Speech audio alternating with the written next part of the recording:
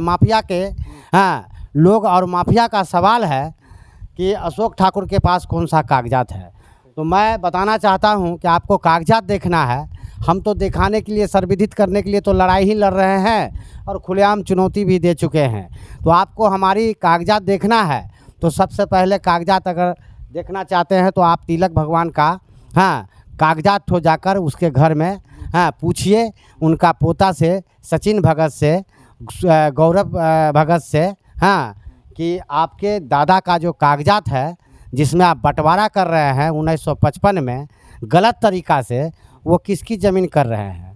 क्या आपका पूर्वज को ज़मीन कहाँ से हासिल है, तिलक भगवान को कैसे हासिल है, कितना हासिल है, किस विधि सम्मत से हासिल है, इसकी जांच कर लीजिए। और उनकी जो किसी न्यायालय में कागजात एग्जिबिट किए थे उसमें भी आज तक लिखा हुआ है, अभी भी 2013 में भी लिखा हुआ है किसी केस का माध्यम में कि रामफल ठाकुर चौहद्दी में है। जब उतना ज़मीन का चौहद्दी में रामफल ठाकुर उस समय में है तो फिर समझ लीजिए कि उनका कागज़ अवलोकन से।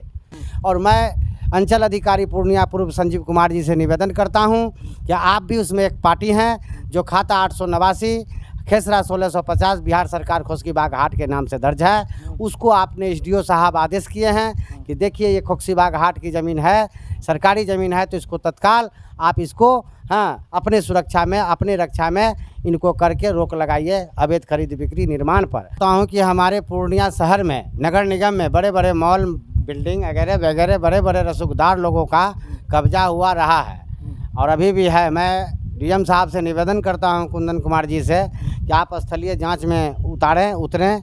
मैं भी साथ दूंगा और आपको कहां कहां गलती हुआ है और ये लोग जो माफिया किस तरह से जो है हमको मरवाने की साजिश कर रहे हैं। हमारे जान को मैं पूर्व में भी आपको बताते चले आया हूं। और सरकारी ज़मीन का उजागर सरकार को हम साथ दे रहे हैं, ताकि हम माफिया को साथ नहीं दे रहे हैं कि हमारा नदी नाला को मैं बेचवा दूँ, सरकारी ज़मीन में बेचवा दूँ और गरीब गुरबा का हक मार लूँ।